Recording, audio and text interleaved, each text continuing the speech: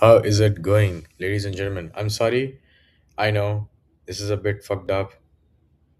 Can't do anything. So, yeah, just give me 1 second, okay?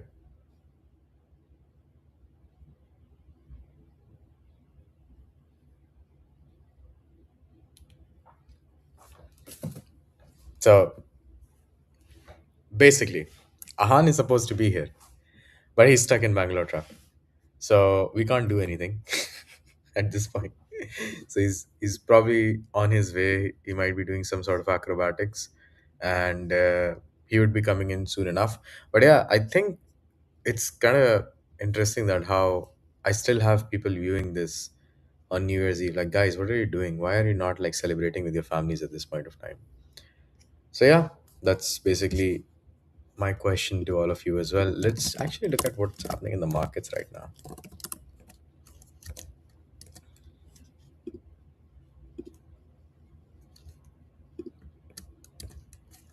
Okay, we're at 87. So I think it's now unanimously agreed that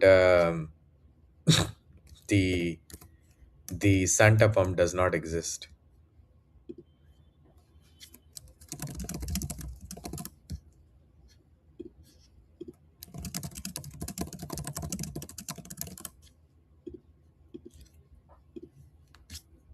Let me actually try to do some sort of bad TA on this, okay? I don't think we honestly we've been in a range and I don't see that changing. I think George Lucas really recently uploaded that video where he was saying that, we are cooked, GG. So I don't see there being any point where we have like a reversal which is large enough that things continue to like shape up positively. So it was fun while it lasted, I would say. And that's all I would say.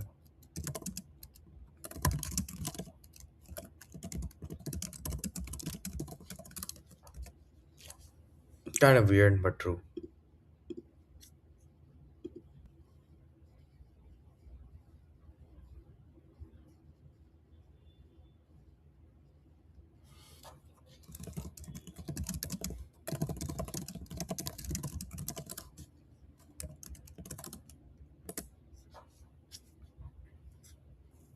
Mhm. I think we need like new ways in which we celebrate Christmas because we've been handling this Christmas for so long.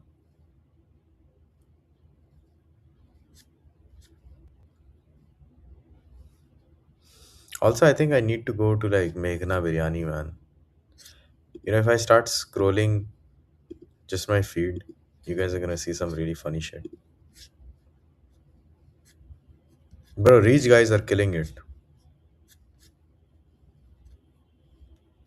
Oh my god. Oh my god. Holy fuck, man. See,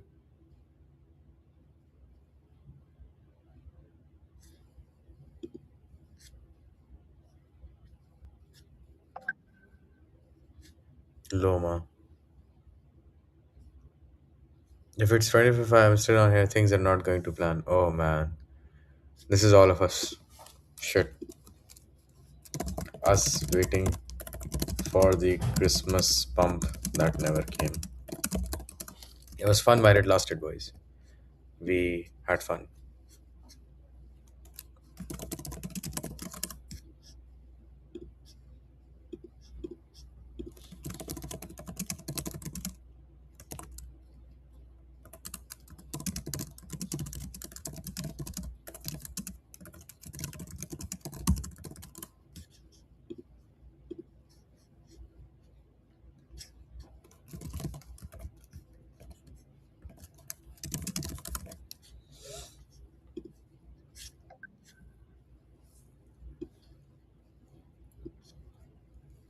Mistake not to do ads sooner. Damn. I think everything comes back to ads, right? Like even if I launch like Zima Blue, like in its full glory, it would still look like that. Just crazy.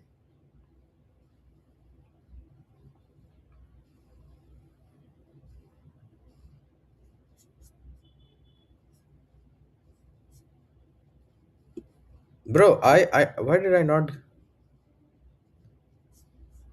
What? Huh? There was a base app launch thing? Wow.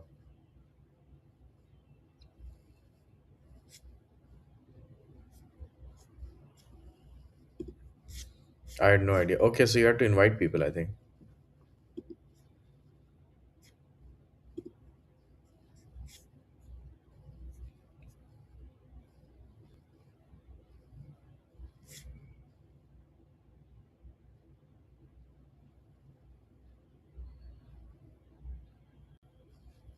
Damn.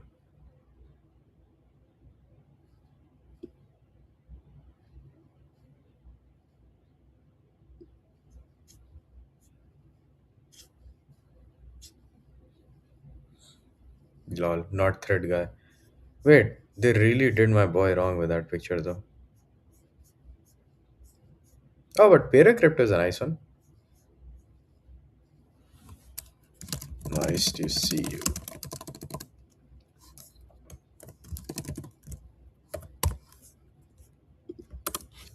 I think Haven is like one of the last few groups we've got remaining where people are actually trading and not just like, you know, LARPing. Oh man. He knew this would do numbers. Oh man.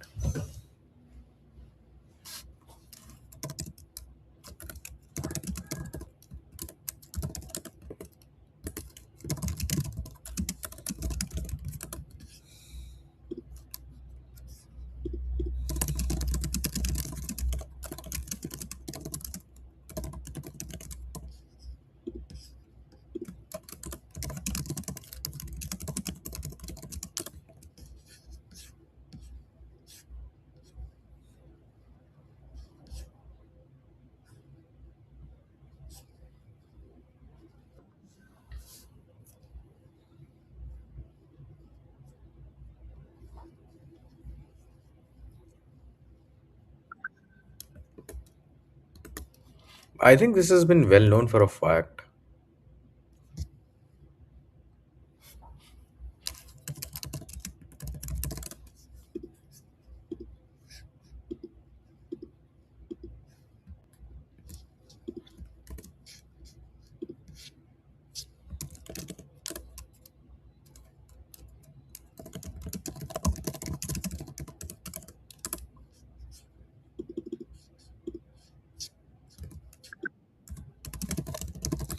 I'll actually ask Ahaan if it's better to like reschedule at that point. Man, I get like mad messages sometimes, man.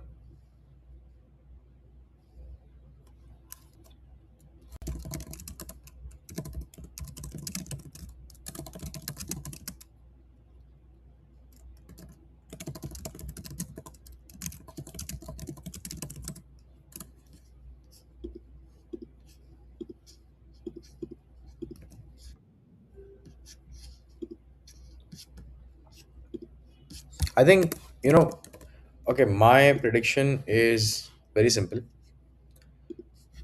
I'll tell you what. I think I'm gonna do is I'm gonna get myself a job first of all. Okay.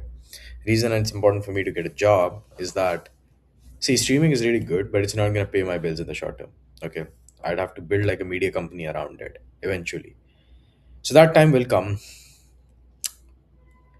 And look, the goal has not really changed. I want to live stream. I want to make content. I want to build that media arm where I really want to produce like the kind of content that's like, oh my God, that was so good, you know? And I think it's really difficult to achieve that with high volume content. But we will keep doing those high volume content because if our high volume content can be as good as other people's normal content, I think we've won.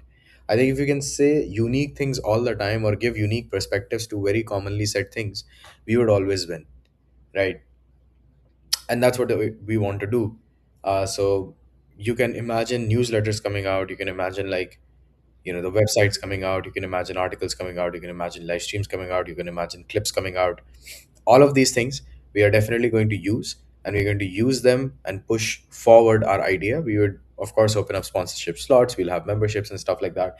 This is me speaking it into existence in some place, because I think there is no amount of money that somebody can give to me for me to stop producing content. I love this. I may look low energy, but I love talking to new people. I love actually discussing ideas with people. It's something I can do even when I'm asleep. And my friends know how much I value my sleep. So that's the whole thing. And we are going to have, oh, actually, I just received a message from Ahaan. He's saying that, he's going to be here. So that's really good.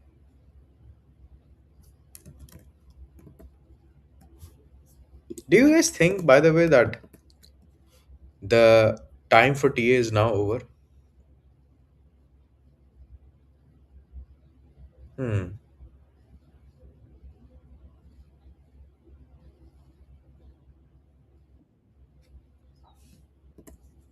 Oh, I think Ahan is here. Hey, Bro, what's up, man? I'm so sorry, dude. I got wrecked in Bangalore traffic. bro, everybody gets wrecked in Bangalore traffic. It's completely fine. I was scrolling my feed and Oh, thinking about different things happening. yes, man. There's so much happening, dude. What's up? Where are you based out of? Oh man, I'm usually based out of UAE, and we are live, by the way. But Okay. right now, spending time in India with the family. But we'll Okay. be heading back like mid Jan itself. Thank you Okay. so much for making the time, by the way, on Christmas Eve. Like, it's not normal for people to be available right now. Dude, yeah, no, my bad, yeah, like on being late, but I'm also glad that we can do this. And yeah, dude, thanks for calling me and having me. Yeah, man, of course, man. So I think, like, first things first, of course, like, Merry Christmas and like happy holidays to anybody who's watching this. I know there's like two of us who are like stupid enough to be spending time here instead of with our families, but here we are. Can't can't exit the game. We played our portfolio wrong, guys. So we have to perform even on the 24th. But here we are, man. Here we are. So tell me, Ahan. Usually, I start all of these with like a very simple question. By the way, some instructions. This is live, of course.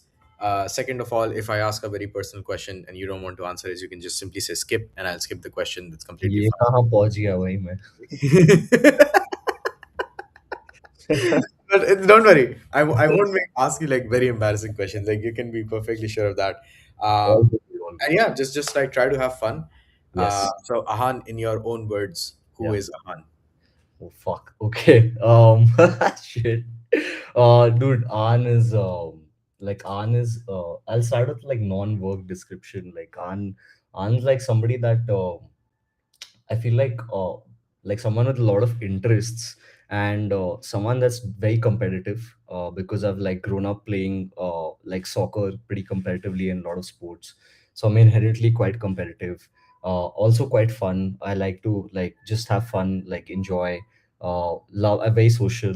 Love meeting my friends, spending time with them, and kind of like helping them out in any way that I can. Also a big family guy. I'm quite grateful to like have a very supportive family. Only child, another important like marker in who I am and how that kind of has influenced me and kind of like how I grew up. Bombay boy, another. I grew up in Bombay, spent most of my life, 20 to 23 years of my life in Bombay. And other than that, I am yeah, dude, I'm just somebody that I think also enjoys I feel like holistic health a lot. It's something I'm quite passionate about, and something that I've studied previously, and just like have a it's like a hobby and interest. I'm a gym rat as well. I love working out. And yeah, dude, like I just feel like I'm yeah, just someone with a lot of interests, easygoing, and yeah, dude, like yeah, now a Bangalore boy also. Damn, I think you're in another life you would have been a self improvement content creator. I can just like see. I can see it, man. I can see Yeah, it definitely. yeah. And what does Ahan mean actually? Because Okay. that's a very unique name. Yeah, dude. Ahan means the first light of the morning sun. That's the meaning of my name. So I am, at least until recently, I've always been somebody that loves waking up early and stuff. But right now, my sleep cycle is wrecked. and I'm just like, yeah, waking up late and like, working late. But yeah, that means the first light of the morning sun. You mentioned you're like very competitive. Was this spirit present when like before you were like 10 years old, like when you were Yeah, very young? Have you always been very yeah. competitive? I feel like you just have a moment where you're just like fuck and like you change. So like I used to like I was never a fat kid, right? But I was a little unfit at a time and I used to kind of like get bullied, right? So and I love football, but I was not very good at it. And I was not like I had asthma as a kid and stuff. And like that affects your sporting abilities a bit. But then I think one summer, and also credit goes to my grandfather for kind of making me who I am. Like he's like been very instrumental in bringing me up and like shaped me a lot early childhood because my parents were working. So my like mom's father, my nana, he kind of brought me up a lot, right? So yeah, one summer I was just like fuck everyone, I'm going to go nuts. And I literally, bro, I used to train every day for 4 5 6 hours. I used to like run, I used to go play badminton made me like who I am today. I used to swim. I used to play soccer then every day. And in 2 months, 3 months, like my aerobic fitness like peaked, and I was just like too good at like just like having stamina, right? And when you have stamina, you can do everything else, right? Like you can like play longer, you can outlast your opponents. You become better at football also. So I think yeah, that's kind of like in this one fourth grade. And ever since then, I've always been athletic. I really enjoy the process of competing because it's mostly like it's just a process of really getting better at your gaps, and then you have to like train smart and hard. So yeah, that's like where my competitiveness I think started from. Yeah. There's this guy on YouTube. You may actually know him. His name is like Truett Haynes. He's the son of Cameron Haynes. He has like the world record for like the most number of pull-ups done in like Oh 24 shit. hours, Oh man. right? He has like 10,001. It's insane. This guy, Oh right? shit, bro. Right? And just Oh, I've seen the guy in the jeans, right, that runs. yes, the guy with the jeans. Exactly. That's how people know him. The guy Yes. with the jeans. Like he runs in the Oh, jeans, this right? guy's insane, bro. I'm nowhere near him, but like he's insane, bro. But if you actually listen to him, right, Yeah. one idea that he keeps coming up with is like, bro, I'm the most non-special guy in the history of non-specials. Facts. I just do the work even when I don't feel like it, and somehow the work has compounded over time because it took him years, right? So Yeah. probably it took you years as well. So I have this picture of you in my head, like super competitive growing up. Were Mhm. you also like into books or like Yeah, I nerdy used stuff to. or not so Yeah, much? I used to read a lot. Yeah, I read a lot of books growing up. It was also like a lot of fiction actually initially. Mhm. Used to read a lot of fictional books, and yeah, like and then I think now I'm more into like non-fiction. But yeah, like my reading is definitely in general drop. But I like now my reading style is I just pick up books, I read parts, I get bored, I keep switching.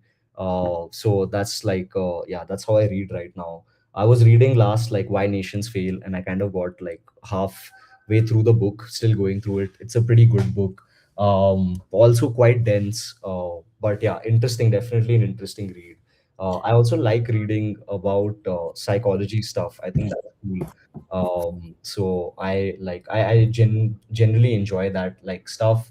Yeah, like these are like some of the yeah things that Actually, I'm like reading. one thing I've done recently because I used to read a lot as a kid, right? And then the ability drawing. I've just started picking up like these short stories books, right? Hmm. So the idea is okay, my attention span is cooked. Fine. 5 minutes is all I Same, bro. get. Right. So It's I'll just give myself like 5 minutes and I'll just try to read as much as I can. And like yeah. each story is like 3 pages in this, right?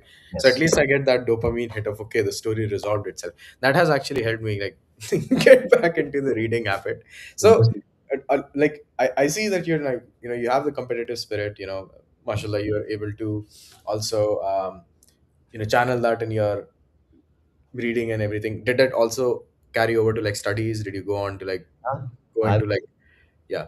I was not like the topper of the class, but I was like yeah, I was good at like studies and stuff.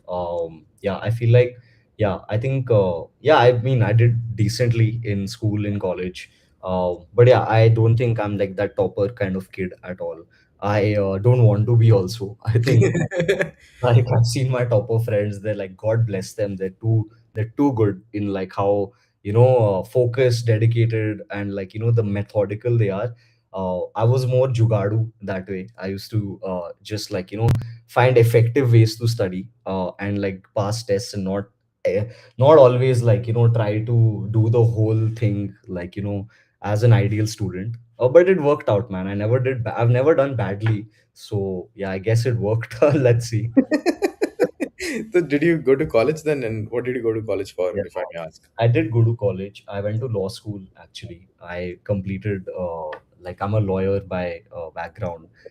Practiced also for a bit, but realized that it's not my cup of tea. Like a lot of respect to the profession and people that are practicing. All my friends like from college are actively practicing, right? So it takes a lot, and the mental load that you go through on a daily basis is intense, and it's a very urgency driven profession because you Hmm. don't go to your lawyers when things are good, you always go to them when things are bad. So the nature of work is such that it's always urgent, and you're always like the stakes are high, whether it's a deal or whether it's a criminal case. So yeah, I just felt like though I was I think I was always at this feeling that there's something more that I have to do, want to do. And the nature of work in law is also very surgical. Like you are paid to basically not make mistakes and make watertight drafts, advisories, contracts, etc. And I think that holds value, but I think it reduces scope for like creativity in like a very in a normal sense. I think you can be creative in law in a different way when you craft arguments and when you like research cases and think of like how do you like come up with like points of law to like debate on. But that's one specific line of creativity. I've always been like slightly more creative and multidisciplinary as a person.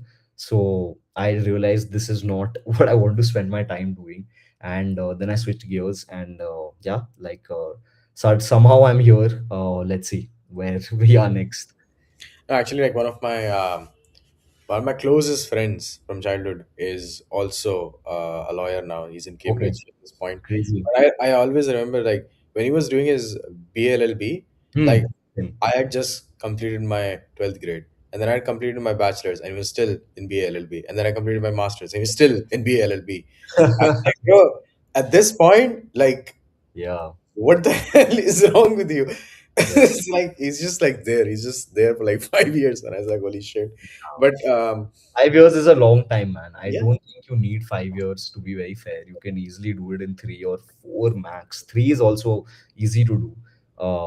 But crazy. yeah, it's like it's technically an integrated degree, na? Like you're doing a master's and an LLB. Because otherwise, you do, let's say you do study BBA, right? You'll spend 3 years doing BBA, then you can do LLB, right? Like which is another 3 years, so that's 6 years. So BA or BBA LLB you do in five. That's their logic of cutting, shaving a year off. But even then, I think you can still do it in 3 years, dude. You do not need more time than that, honestly. And you learn mostly on the job. You really don't Yeah, learn in law school. You can learn good theory, and like if you are a nerd and geek into like consti law and stuff, which some of my friends are. But like work is always learned on the job. So yeah. correct. Speaking of the job, how did you end up in Web3? Oh, good question. I started Um, yeah, I did a bunch of random things, man. I was in law school, and I figured out early only in law school that I don't want to be in this profession. I still ended up practicing is different, but I always kind of was exploring other avenues. So during COVID, I like had like all of us had more time on our hands, right? So I was really fascinated by like kind of like the crypto world. I had invested in Bitcoin in 2018, but I forgot about it for 3 years. And then I saw my wallet. I'm like, oh shit, like this is good. It's gone up. And then I think that piqued my interest. And I started, like, I was in law school. So started researching more into the legal aspects. I started writing about it. I started my own blog combining law and blockchain, called Blockchain Only, Be Law Blockchain. Like I started writing that, and that kind of was just something I did for myself. And then I reached out to a bunch of people, and long story short, I shot in an application with this like incubator in Germany that was incubating Web3 startups, and I applied as a student. Fortunate enough to kind of get through there. That was my first break into the space, and there I was mostly like working closely with founders, reviewing pitch decks, understanding like what the 0 to 1 process looks like, supporting on a operational, legal contracts advisory perspective, and also yeah, general like ops at the back end, like for again just like running programs. So I did that, and then one thing led to the other. I ended up also joining Hashed Emergent, which is like a VC in the space in India. Hashed is focused globally, but Hashed Emergent has had a mandate for India and Africa. So I joined there as a legal intern, and kind of was fortunate enough to work across verticals again. I worked with the investment team, I worked with the research team, I worked with the ecosystem team, doing a bunch of different, wearing a bunch of different hats. And yeah, I think that kind of helped me find some ground here. And yeah, like that was how, and this was while I'm still in college.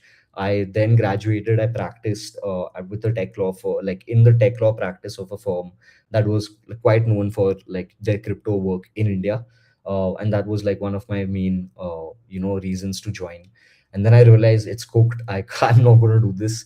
And yeah, then with Sumedha, who was my co-founder at the time, we started Brainstorm, combining like her, again, she came from a very previously creative solo entrepreneur background. Also, like we were in law school together. She was like a year junior to me. So she was like like finishing up her internship at Hashed. I was finishing up my job and like putting my papers in, and we were just like, hey, what, where do we see we can add value in the space? And it was like we decided like marketing makes a lot of sense. Founders have a lot of complex products they're building and super technical, but they need help in distributing it, in like building communities around it, in creating a nice brand and marketing with the right content. So we started Brainstorm and did that for almost 2 years. And that was honestly great. We got to work with a bunch of projects, and that helped us like build out our proof of work. It helped us build out our network, helped us understand the space better, different projects better, different ecosystems better. Got to work with like Base, of course, and then a couple of others like Starkwares. We worked with like a Solana project as well. So I think that gave good breadth, of exposure. And yeah, and then we decided that like took a step back to think macro in terms of what are we doing, why are we doing it, right? And what do we believe in? And then decided that, hey, I think it makes sense to concentrate efforts in one ecosystem, one direction, one vertical, one like problem statement. And I think that led us to joining Base. And yeah, now we are here. It's been like 3.5 months. So yeah, man, still just getting started, but that's a like a TLDR of the Bro, journey. you have no idea. I actually messaged that friend of mine because he had done a legal internship at Hashed as well, Oh, and really? he's like, "Oh, I know him," and I was like, "What the It fuck?" Yeah, was this. wait, I'll send you the name, right? He had interacted with you like a couple of times. Oh, Uh, while you were at Hatched Emergent, I was like, bro, what are the chances, man? What are the odds? I have to ask him. So I like shot him a text, yeah.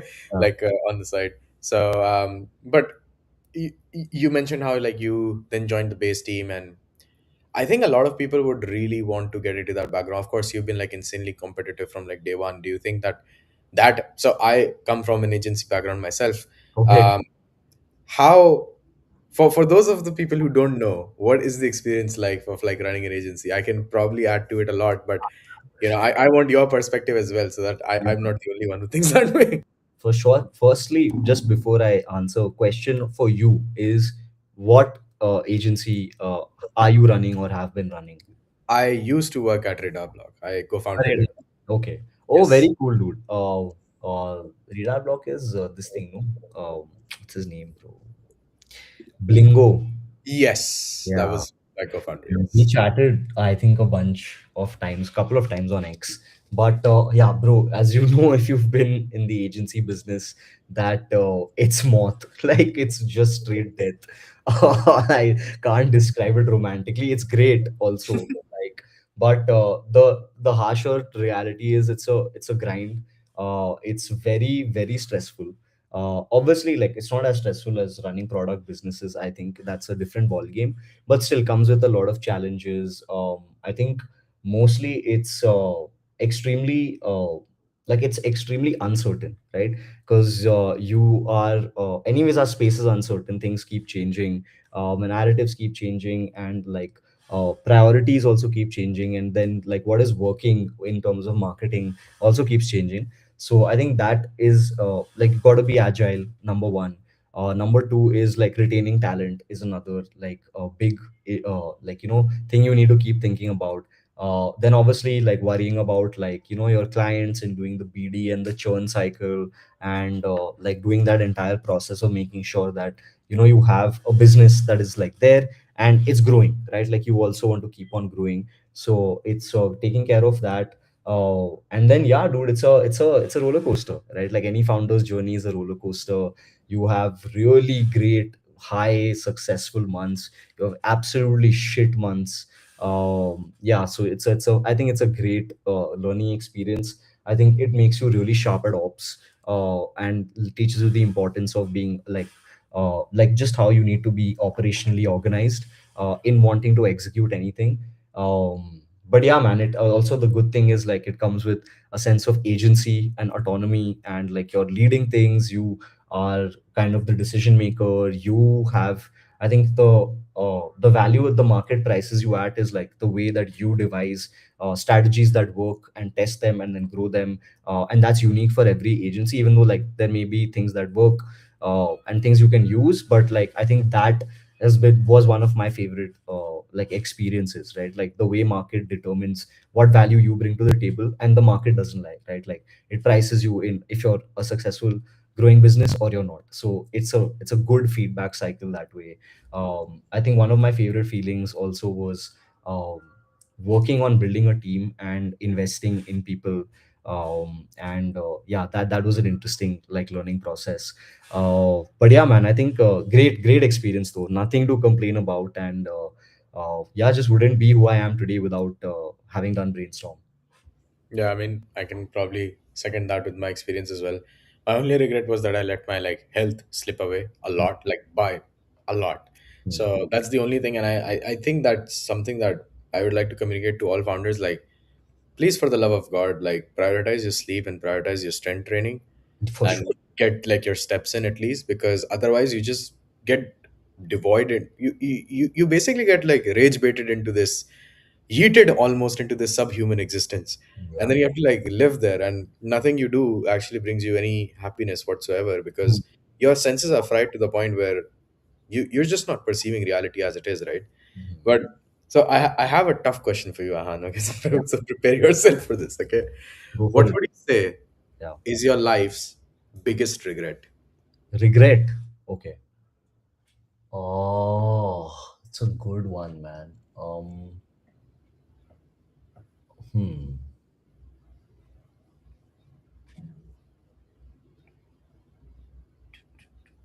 Yeah, I think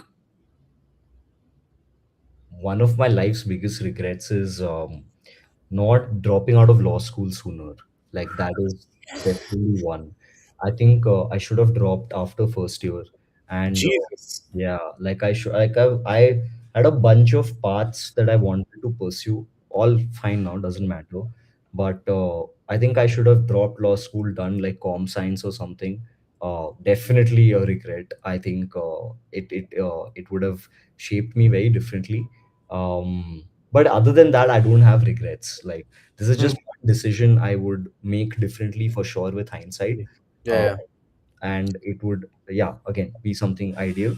But I don't think I have like yeah, regrets that way, man. I think like, you just like the I think the idea of regret is the fact that you've not put in 100% in something, but in your present moment, if you're 100% invested in doing whatever you believe is right, how can you live with regret? Like, there is none to live with. Sure, you can always reflect and be like, I could have done differently, and that's like, it always makes sense in hindsight. But I think if you're putting your 100% in something you believe in, like you will have a good life. And I also think that if you live with regrets, I think that just tells me that you have probably spent too much time thinking about the past. Yeah. Otherwise, like I think like you usually arrive at a place where you're like, okay, if I had to go through that to come here, like okay, it was Yes. good, man. I'm all right, right? Yeah. And Ahan, like there are so many things because you're actually like you and I we think alike on like certain topics a lot. So I'm on like this fat loss journey, so I'm down like 10 kilos in like 2 months. So Very who cool. Good right? job. Yeah, Yeah. man. And I'm trying to like go back to my original weight. So I'm like still like 20 kilos shy. Okay. Man, like insane journey. So I document all of that on like Zima Blue Media, which is like another Twitter account I've just like dedicated to this journey altogether. So, Nice. strength training, injuries, everything just is like documented there because my biggest regret. So I grew up a fat kid, by the way, right? So I was a Mm. fat kid. I lost it, started working, worked too much, Mm. lost it again, Mm. right? Like gained back all of the fat, now losing it again. And this time, my only regret when I was losing fat or when I was trying to lose fat again was, man, why didn't I document it in the first place? I would exactly know what to do. Yeah. Like, Hmm. and, Hmm. and and there's not actually much to do, right? Like if you contrast it with business, actually fat loss is easy. It's not as complicated as muscle building because Hmm. it's just like, sleep enough, be in a calorie deficit, eat voluminous foods, get your strength training in, Hmm. and just have patience. That is it. It's just five different ingredients and you just do it long enough, you will go down. Business has a thousand of those. Okay. Very. And imagine like building a business and not documenting, right? So Yeah. that's like another one of my ideas, like always try to like put it down in writing, and like help out Hmm. founders. So there are a lot of people who are like me, like I myself will personally be looking for a job in like 2026, like going into 2026 to like sustain myself so that I can build on my next business, which is definitely going to be a media company, for example, right? But I can't do it like full time because it has to generate revenue in order for it to sustain me. So I'll be looking for a job myself. So if anybody's watching this, they may not have the same background as me or may have the same background as me, Hmm. they're looking for a job in crypto. What would you say would be your biggest advice, like a small Hmm. Christmas present from Ahan, like a closing advice, or like how to land your next gig here? It's a great question, dude. I think I spoke like my conversation. I met like this thing. I think met Bradley from the Helios team earlier this year. I think what he said really stuck out is like I think the nature of especially this industry is it values permissionless contribution.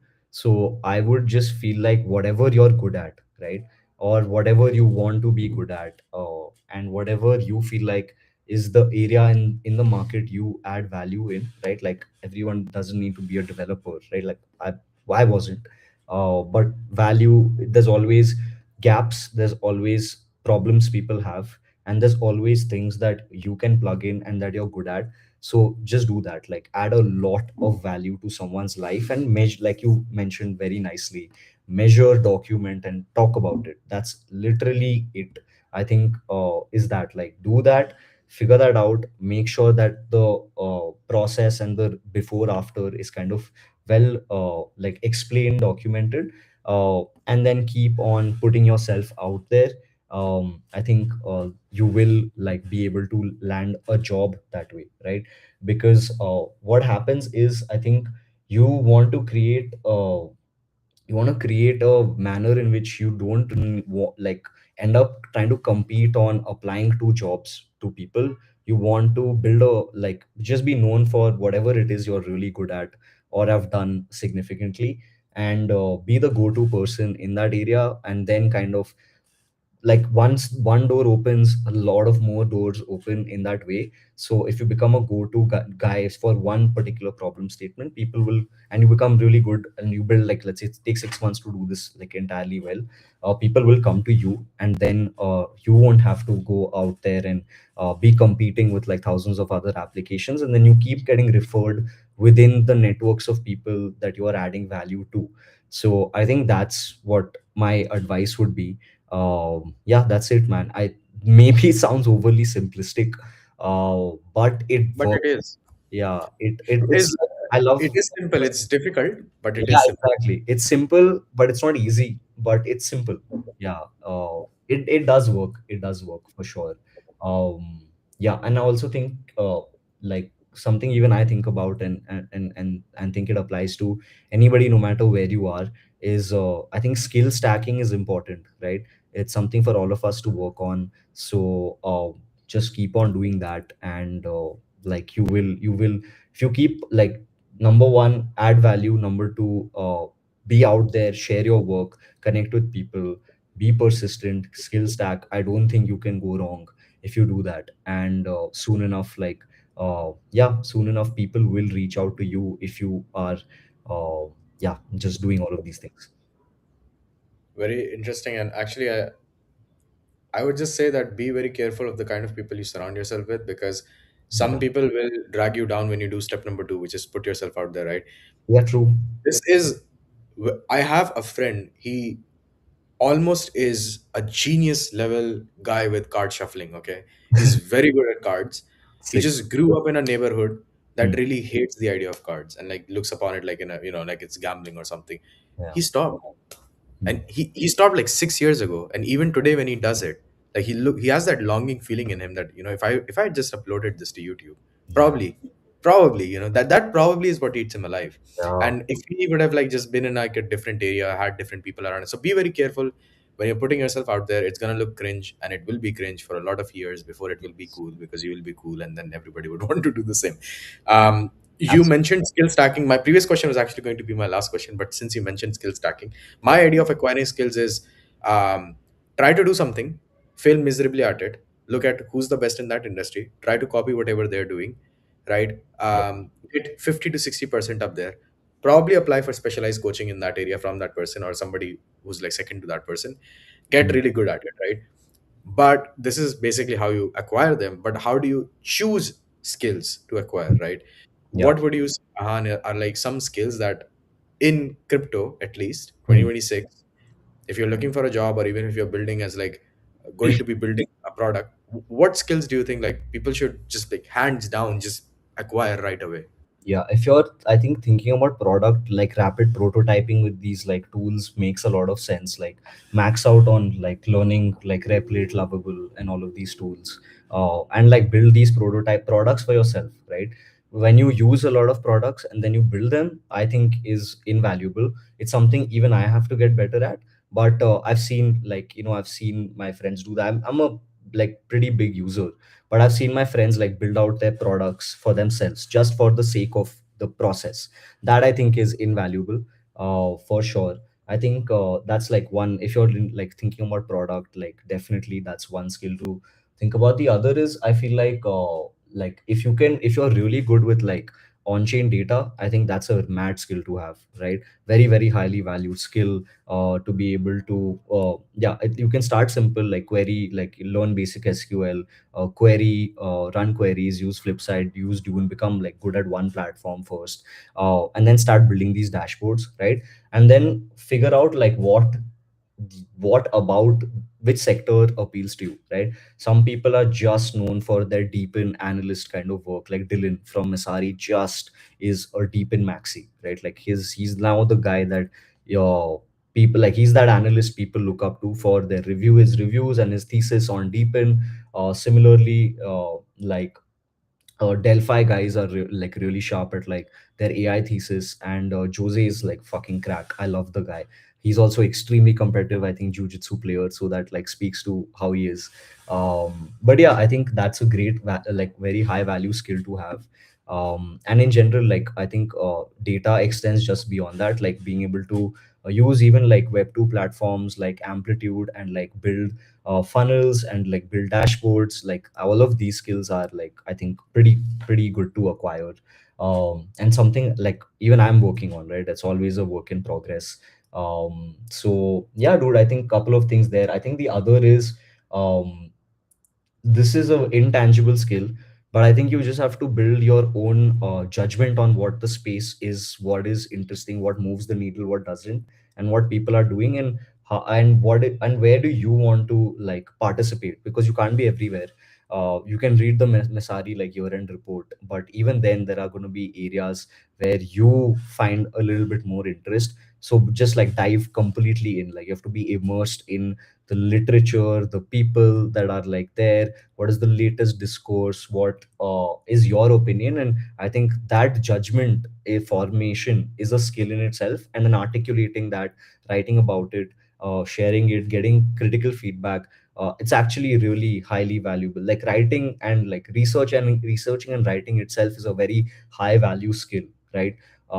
Doing it right is a different thing than just like writing tweets, right? So, and I'm not saying you shouldn't write tweets. Tweets are great, but like, yeah, if you want to like dive into that, that is also another high value skill to acquire. Yeah, these are like some top of mind things, but it really depends on what, I think this is just the first aspect. I think it depends on what, I think your background is, what you're interested in, what you want to contribute. On the creative side, there's like only opportunities, man. If you're an editor, you are absolutely in demand. uh, just learn as much about editing and practice as many cuts and variations and styles as you can. People will literally like gun you down, and like you will be quite in demand. Same goes for like designers that are whatever, like whether you like graphic design or whether you like product design. There's a lot of like lot of stuff to learn there. It's out of my expertise, but I know it's like something people, if they're interested in, can definitely double down on. Yeah, man, I think it just depends. Pick a area that you have a background in or an inclination. If you don't have the skill, acquire it, work for free, get good, and just again keep at it. Ahan, that Yeah. was wonderful, man. Thank you so much for doing the first live episode of Humans of Space. Oh, crazy, dude. I didn't Yeah, know this was the first live episode. first live one. Yes. Thank you so Okay. much for being with us, man. Take care of Yeah, yourself. of course, man. Happy to have been here. Thank you for having me and for being as jobless as me on Christmas Eve. It was great.